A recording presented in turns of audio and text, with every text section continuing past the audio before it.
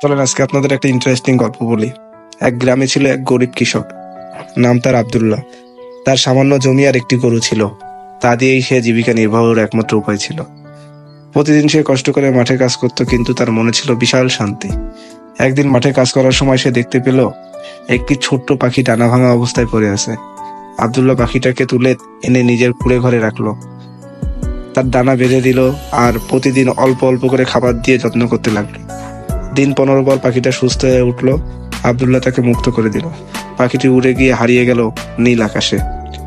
এরপর প্রতিদিন সকালে আব্দুল্লাহ দেখলো দরজার সামনে রাখা একটি পাতার ঝুড়িতে কিছু সোনালী দানা পড়ে আছে।